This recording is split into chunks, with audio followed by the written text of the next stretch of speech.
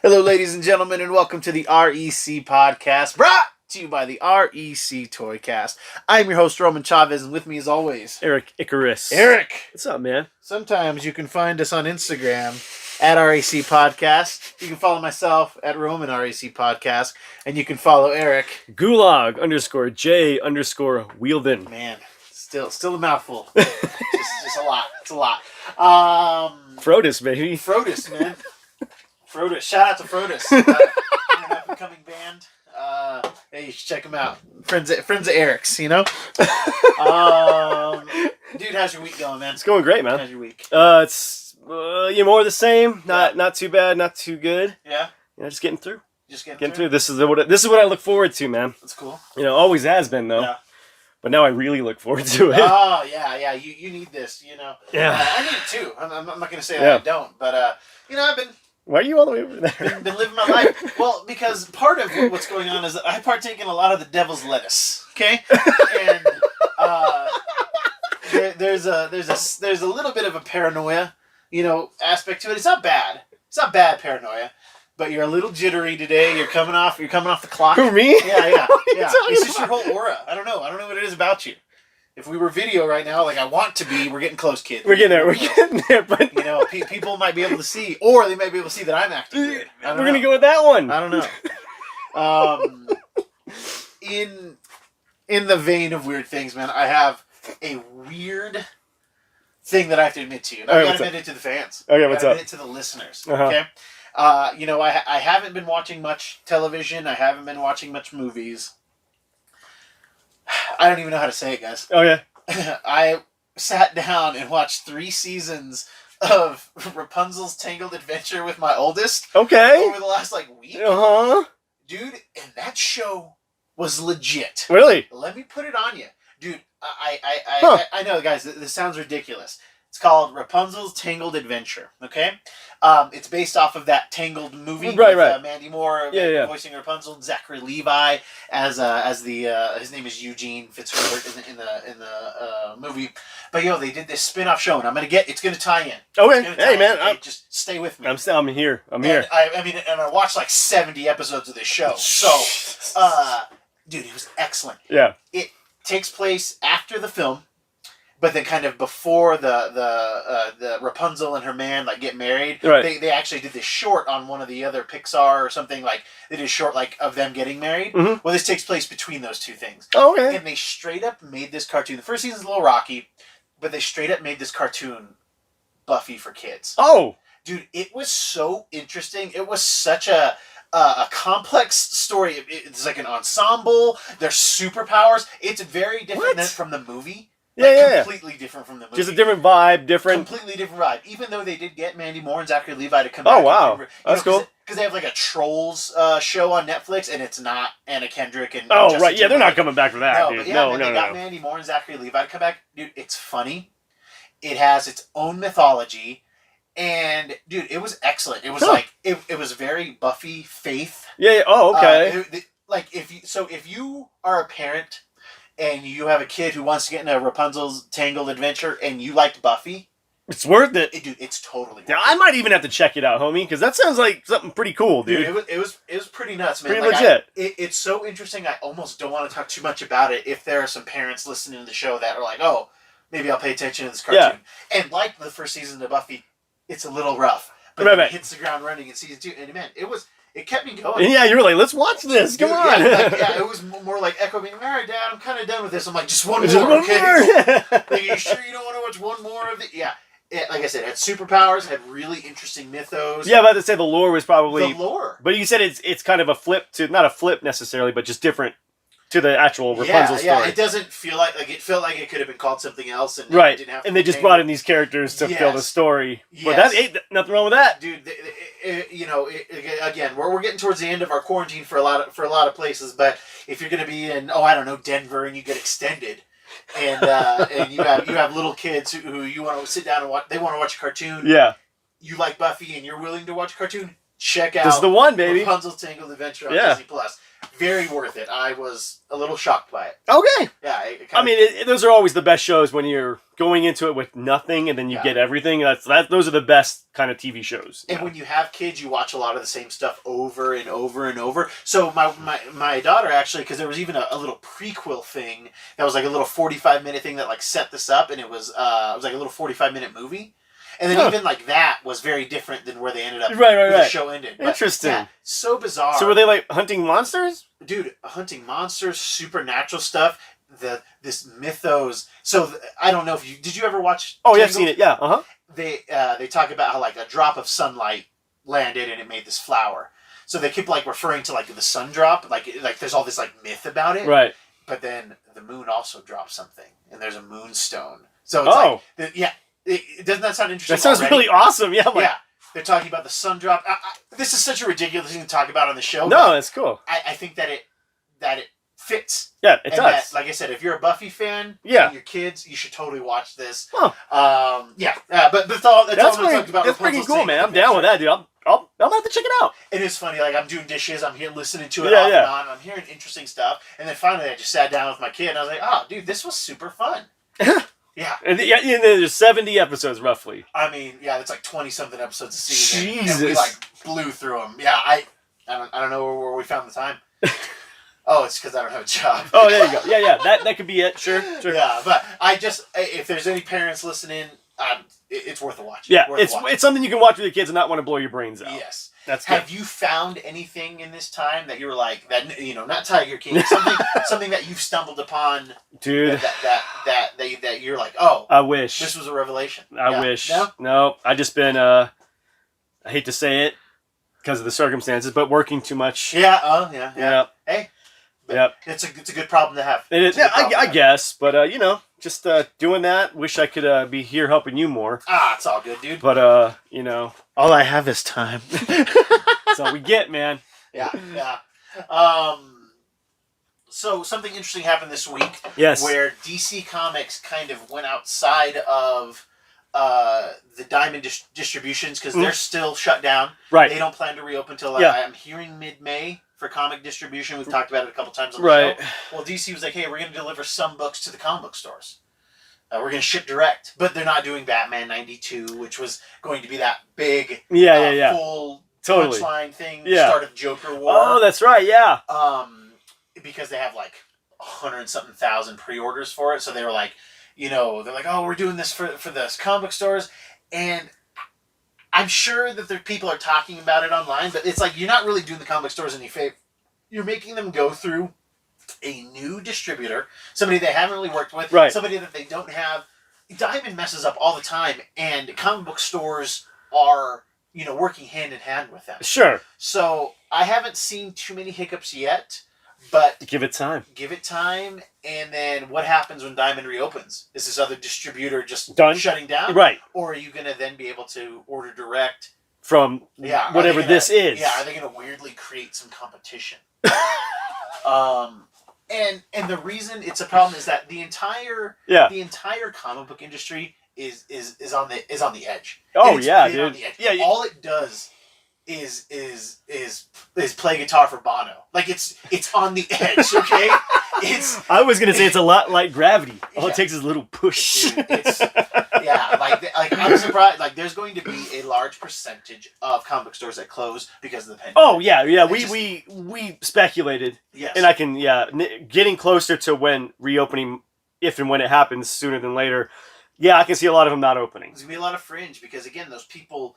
I think there's going to be that wave of people who have been able to work and have been making money. They're going to go to the stores and they're going to buy a bunch of stuff because they want to get back to normalcy. Sure. But then there's going to be that other half or, third or whatever it is. Yeah. That didn't work and they're not going to have money and they're going to be catching up on bills. Yeah. And they're going to want to come get... There's going to be a weird spike. Yes. And then it's going to just drop and then we might get to a plateau in a year. Oh, God, yeah. It's going to be crazy.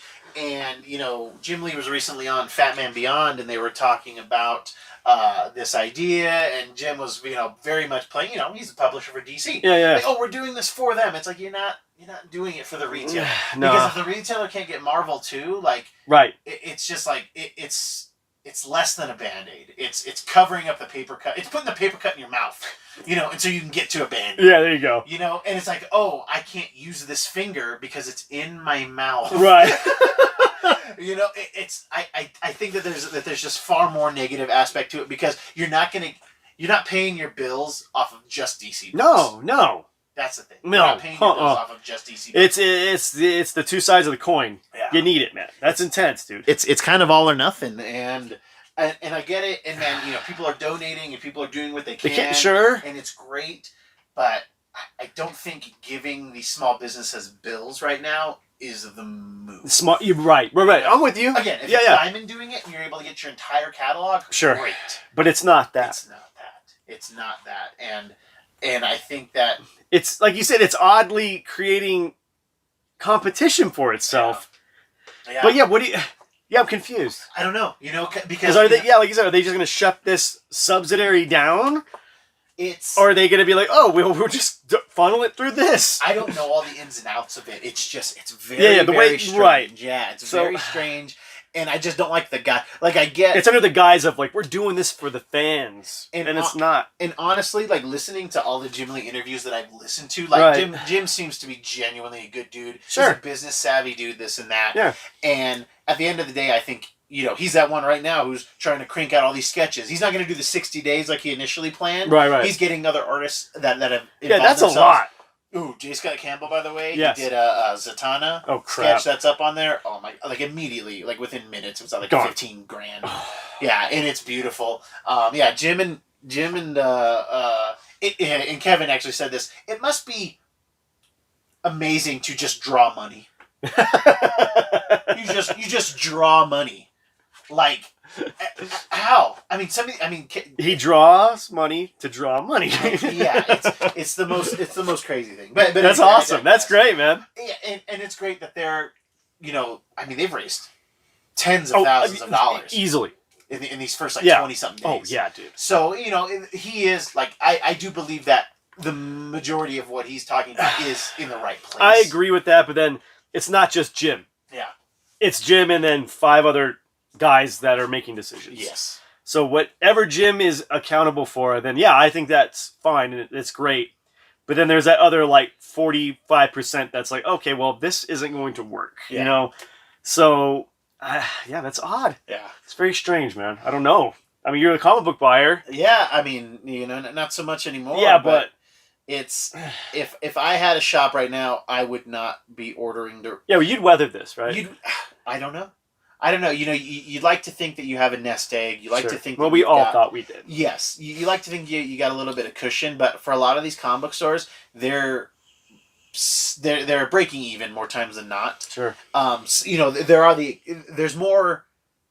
If you're making good money, you're the exception, not the rule. Wow. Yes, a lot of people are just a lot of leeches on that. That's strange because it's such a.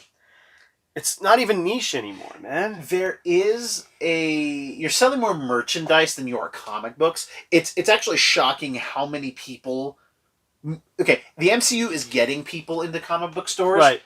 But they're not buying as many comic books. They are looking for hats and shirts, and clutches. And maybe busts, you know, something that's like really cool.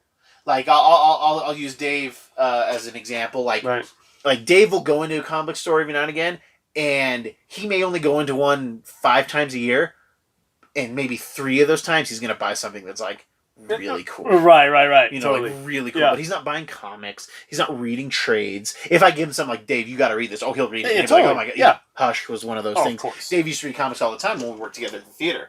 I would just bring him something to read. Yeah, check this out, dude. Totally.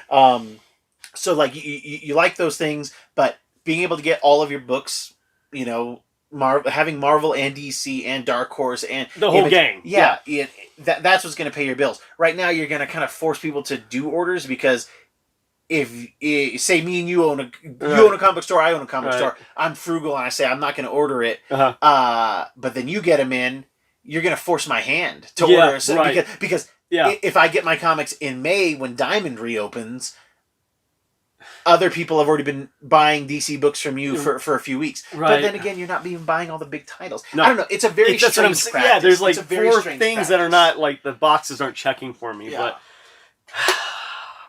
We're just gonna have to see where this goes, man. I don't know, man. It's fascinating. It's fascinating, yeah, because then this could, like you said, very well be purging a lot of these comic book stores, the ones that don't fall in line with this. Like, oh, maybe we should have done this. That's enough to keep the lights on for another month. You know? Yeah.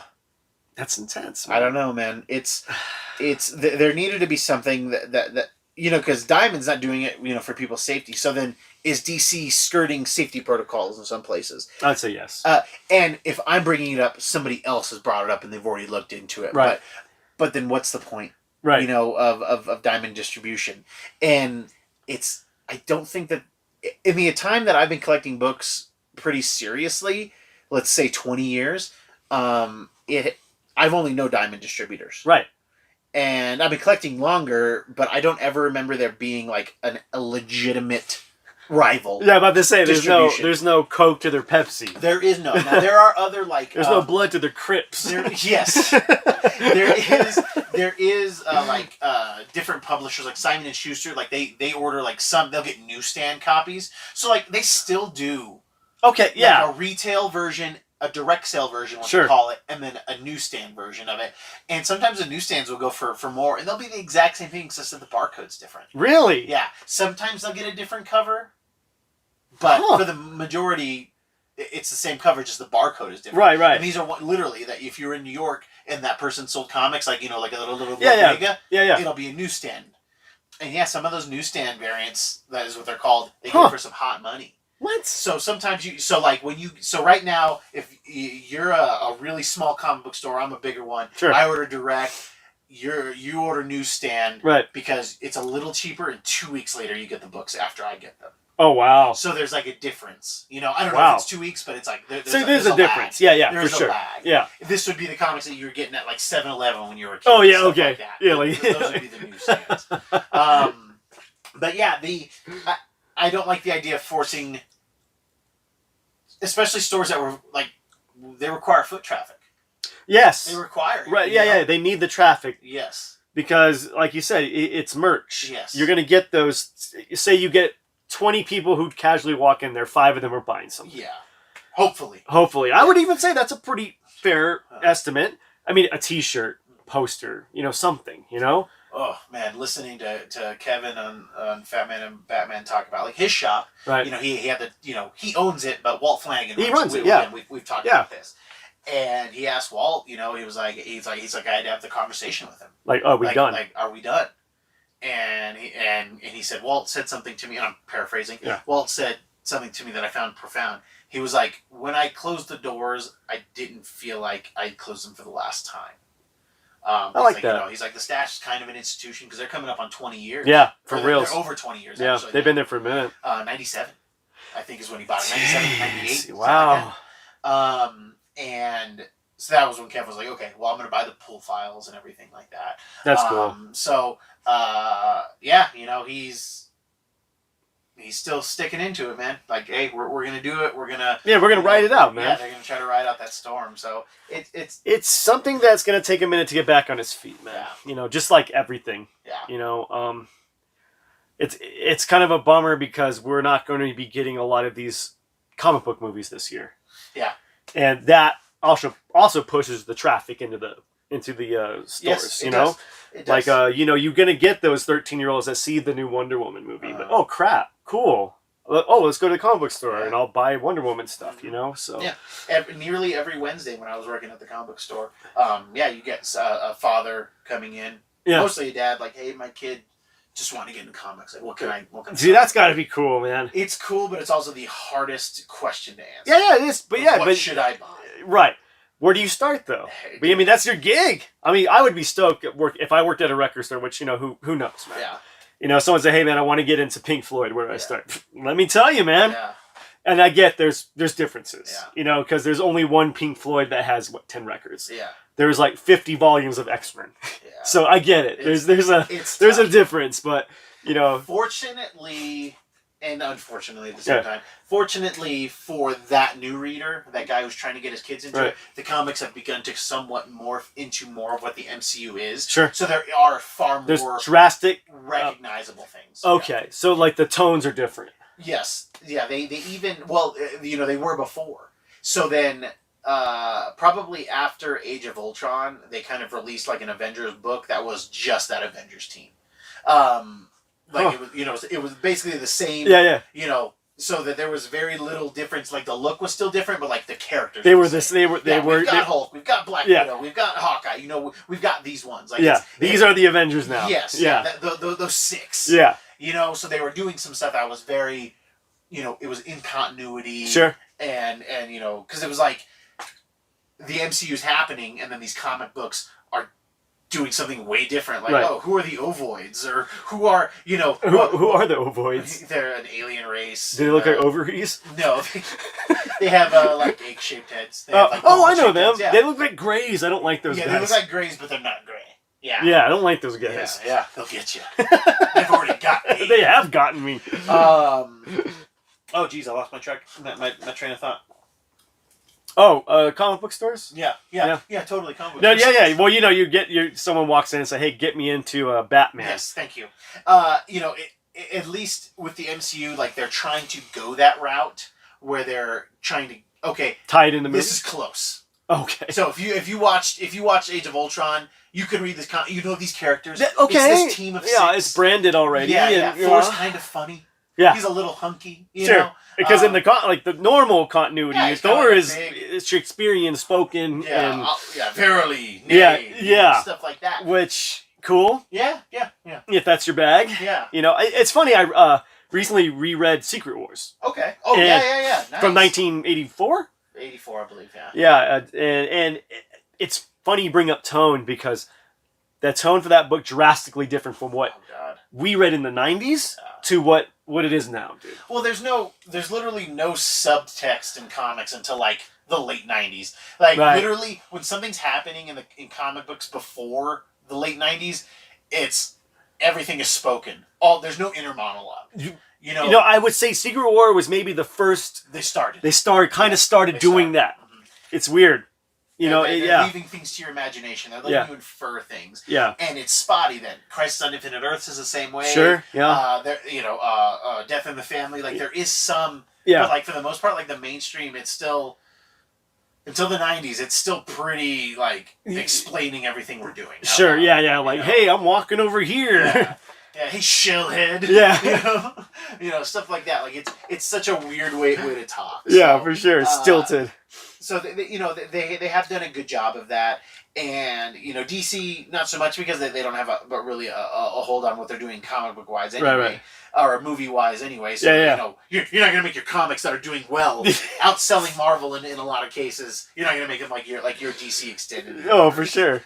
You tell me DC doesn't have a stranglehold in their cinematic universe? Yeah. Oh, they have, well, that's the problem. They have a stranglehold and they choke the life out of it.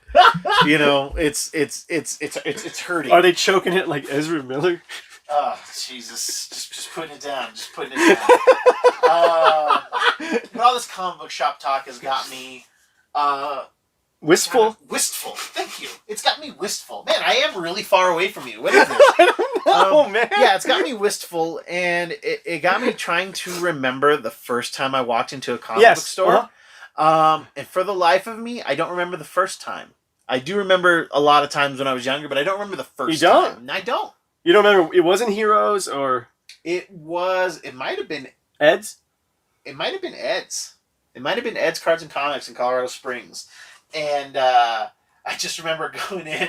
Yeah? And just like, it being so dingy. Yeah. It is so dingy, man. Yeah, that's Ed's. That's Ed's. There were long boxes everywhere. That's all it was. And it was a big cool long box. Because even then, this is like 93, 94. Yeah. There was still a lot of I could have bought the entire Phoenix saga for like not that much for money. like $8 probably. Yeah, it wasn't bad. No. So I was actually able to buy a lot of these like old X-Men books then. Yeah. With the exception of obviously the biggins. Right, from the 60s. Sometimes people will post like they'll find like an old Overstreet price guide. An Overstreet price guide is before the internet. There was like a book that came out.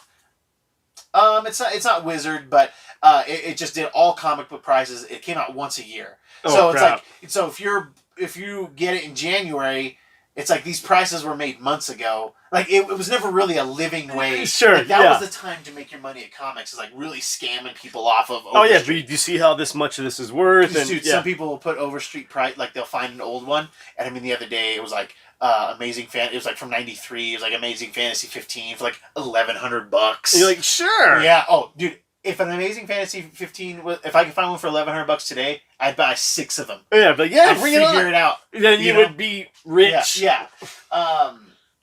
So I went into Ed's and it was just cool. Like I said, it was dingy. It for all intents and purposes, I would find out that that's exactly how adult video stores were when I was 18 years old. Just that kind of dark. Oh, I know. Dingy, it was weird. It's dank. It's dank. They got the dank, man. I know, it's so strange. Did you go in by yourself or? I went with my mom. Oh, okay. My mom took me because there was a weird place in where we grew up. Yeah, in Fountain. Yeah. In Fountain. I remember where that was at. There was a couple different weird ones, but man, what was that like weird flea market place? Yeah, that's where I was gonna.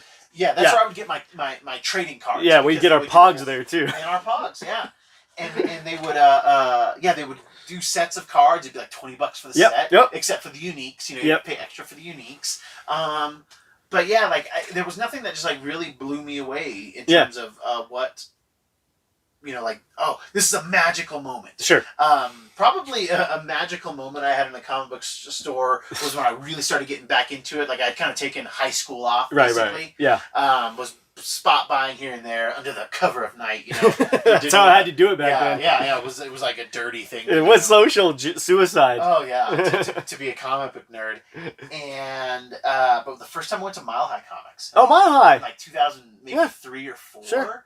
And at this point they were still price gouging, but they weren't what they are today. They're not doing the Pawn Stars to you. Yeah. Oh gosh. But it was cool because they had stuff that I would pay good money for that was like really cheap, and then they had like stuff that's like, oh dude, I can go down the road to another comic store and get these for $5. Yeah, the mom and pop joints would get totally. But it was fun. Me and a group of friends, we went to like 3 or 4 different Mile Highs in one day. Oh, nice. And it was really cool because they just had big stuff. Like I had never seen stock like that. Jeez. I'm in my early 20s. And, yeah. It was just cool. And I was like, I've got holes to fill. I got runs to fill. Yeah. Well, I thought you meant like personal. Yeah, like my soul hole. And the only thing that I could fill it with was comic books and toys.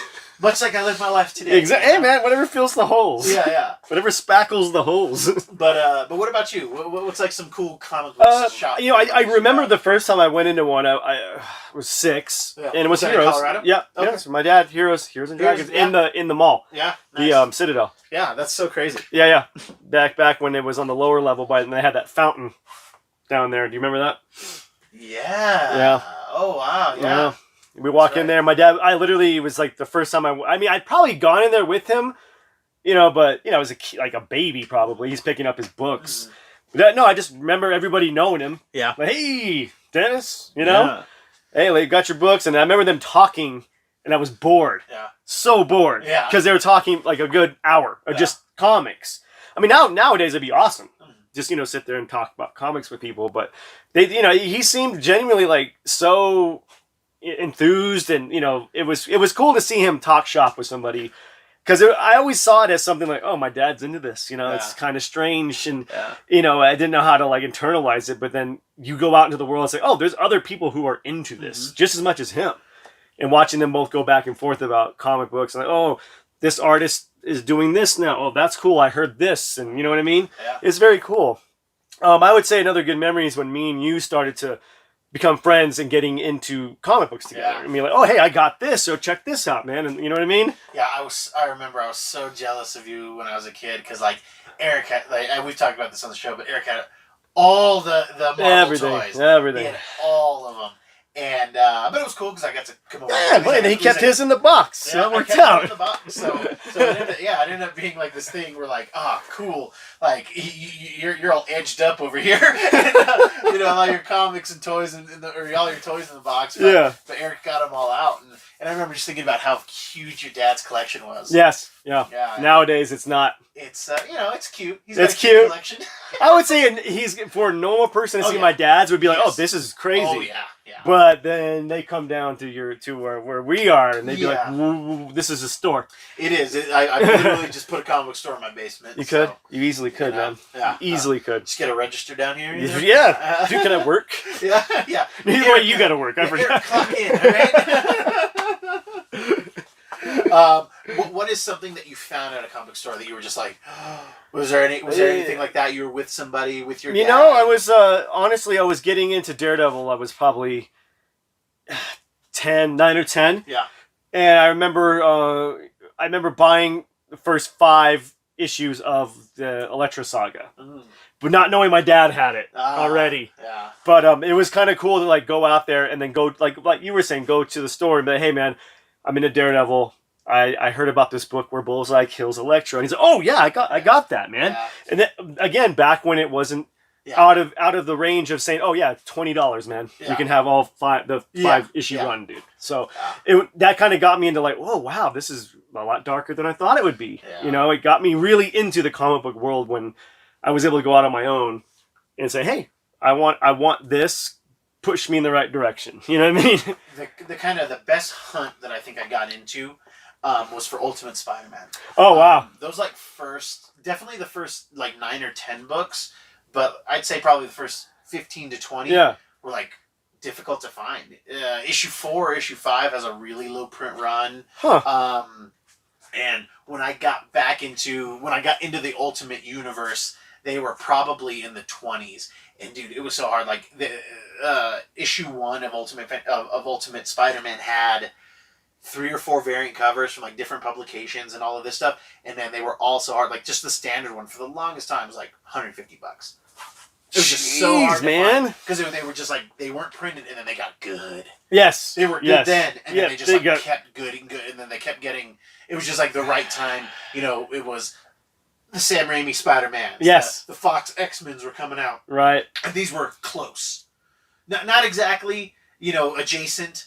Right, but they were definitely an influence. There you go. And yeah, like that hunt, because I really wasn't buying anything. This is early 2000s. I wasn't buying anything on eBay. No. I didn't understand how to mess with that stuff. Yeah, that was kind of in its infancy at that point. Oh, very much so. Very, very, couldn't buy it you didn't have it in your pocket to buy. Like, oh, hey, I'm gonna buy. Yeah, like I said, those first 10 to 20 of Ultimate Spider-Man were hard, and then and even like the first 6 of Ultimates were difficult. Yes, I remember that. I remember that Hulk Does Manhattan issue was so hard to find. Was it? Because that was a low print as well. Such a good issue. But yeah, that was like a really fun hunt because I was there weren't as many comic stores as there are right now. No. But there was still a decent amount, and it was just like every week, every couple of weeks. I remember one of my employees was like, "Oh, my brother collected Ultimate Spider-Man, and I've got the first 12." Right. And I bought it from one of my employees for like I give him a good price. Sure. I got out ahead for sure. Definitely. But like they were more than he spent on them, or his brother spent on them. They made a profit off of it. Yeah. They definitely made a profit. But yeah, I was just like, dude, it was so hard to get those, and especially those first 8. Those first 8. Really? Oh man. Difficult. I don't. It's funny. I don't remember you talking about how like they were so hard. I just remember you having them, and then you were like, "Oh, check." Another cool story is actually getting back into it now. Yeah. Kind of having to do research for the show, or just when me and you started hanging out again, it was like, "Oh, hey, dude, check this out." Or when you actually gave me Identity Crisis. Oh yeah. That was a comic book milestone for me, man. Like, just being early 20s, mid 20s ish, like maybe 25. Yeah, and you were like, "Dude, give me the trade," and like you're gonna love it. And again, it was like, wow, man, I forgot how good comic books can be. And I mean, they were really figuring. I mean, this was written by Brad Meltzer, a Pulitzer Prize. Yeah, but it's a Pulitzer Prize. Yeah, and man, yeah, good moment, because then it was like, oh, cool. I want to read more DC stuff. Then I remember you giving me Hush right after that, dude. Yeah. So I've had a very weird ebb and flow with the comic book genre, dude. It's strange. This is definitely the most I've been into it in a very long time. Definitely. The last 2 years. Yeah. For sure, man. Well, and it's been nice. It's been fun to talk about. Yeah. And there's just so much going on with it. It is. And I mean, even in these times where just like the idea of comic books and comic book stores gives us conversation material. It's right. You couldn't have done this show 15, 20 years ago. Never. Yeah, no. Because there would be like 10 listeners. Yeah. There's no one that there wouldn't be. Yeah, there's 4 times that amount. Yeah, right. See, it's a progress. Yeah. You know, Kevin Smith would be just a director. Yeah. He wouldn't be talking about this kind of stuff. You know? Oh man, when he was talking about opening his shop, he was saying I'd had a little bit of money, and he was like, I'd sold my comics to help fund Clerks. Right. And basically, I had the opportunity to buy one of his childhood comic book stores for double what it cost for him to make Clerks. So we're talking $60,000, and he could not only own a comic book shop, but then let his buddy run it, that was his dream.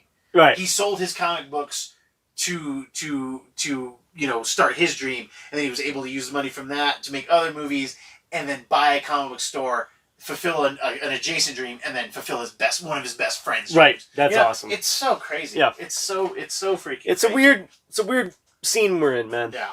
It's cool. I got a lot of cool memories with it, and it's something. It's weird that this is something that's been a part of my life forever. Yes. This has been strange. Yeah, this has been in my life like since I was born.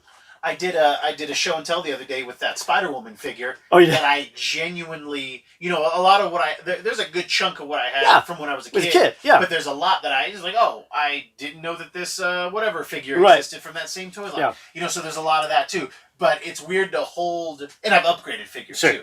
But that particular Spider-Woman figure, I know I bought that in 1994. Wow. Like I know that I bought it then, and I know that I put a hole. Oh, with the tap. The J-hook. Yeah. Like, it's so weird, like, to be into something this long. There was a Jimmy Fallon movie called, I think, Fever Pitch. Right. About him and Drew Barrymore and the Boston Red Sox. Oh, And him at one point they're having an argument in the movie, and because like he misses a baseball game and it was like a big deal game, and he like didn't see it. Yeah. And it's a ridiculous thing to argue about, like, but it's affecting their relationship. Sure. But he's like, I still love the Red Sox ever since I was a little boy. Right. Do you care about anything the same you cared about when you were a kid? Right. When you were in the 4th grade or whatever, Like, and it's a weird thing to have, and we have this where we care about something that we cared about when we were kids. It's odd because this what we're standing in now is our friendship. Yeah. Like, and it is what it is. It's such a part of who me and you are, and who we grew up to be. Mm-hmm. And it's odd, like you're saying, this is something. Yeah. It was completely it was, man. And I don't know how close me and you would have been if we didn't have comic books. It's interesting in our lives. It's interesting. Yeah, I don't know, and all I know, it's something that bonded us. We were two kind of freaks and geeks that were into the same thing, man. Mm-hmm. And it's odd to see that, you've definitely took to it. And it's been in my periphery my whole life, man. Yeah. And it's cool to see you get, this is something you imagined. Yeah. This is something me and you talked about as like kids. Yeah. I want what your dad has. I want that, dude. Oh, yeah. And you did it. Yeah. And it's cool to see you standing in your dream, dude. It's inspiring, man. And again, it's a testament to who me and you are as friends and as people. It's really cool, man. And finding the right woman who supports it. Sure.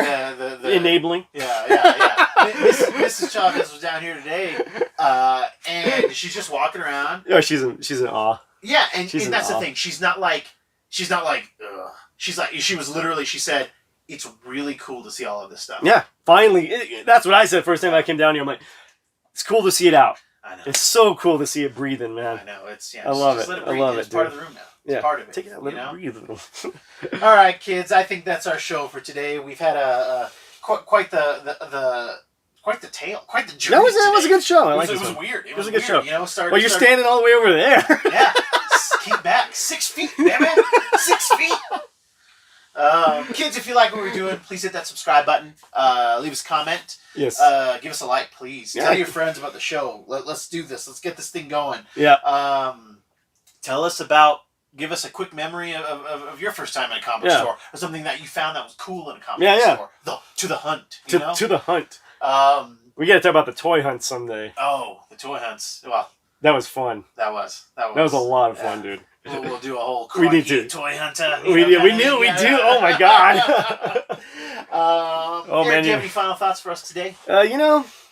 I do, man. It's I was kind of pontificating earlier, like 5 minutes ago, about it, but honestly, it's really hitting me. Yeah. How this what it is and was our life, man. Yeah. And it continuing to be possibly our future. Yeah. It's actually really didn't see my life going that direction, and it's odd at the avenues you go down with your friends. Dude, it's it's awesome, brother. Like you said, defining and all that stuff. Yeah. And in the way you look for love with a vengeance, I collect with a vengeance. I said to myself, self, Dennis Wheeldon is not gonna have the coolest collection, the biggest collection of anybody I know. I'm gonna make his collection look tiny. Tiny compared to mine. Again, a normal person seeing my dad's collection, like, wow, this guy's a fanatic. Yeah, guys, I've been able to weaponize a mental illness in the amount of comics and collectibles that I have, but I sleep well at night. He does. He sleeps really well at night. He sleeps really well. Guys, thank you so much for listening. I have been your host, your humble host, Roman Chavez. I'm still Erik Icarus. And remember, check out Rapunzel's Tangled Adventure. I swear to God, it was worth the 10 minutes I talked about it in the beginning. So much so to put the exclamation at the end. Thank you, guys. We'll catch you on the next show.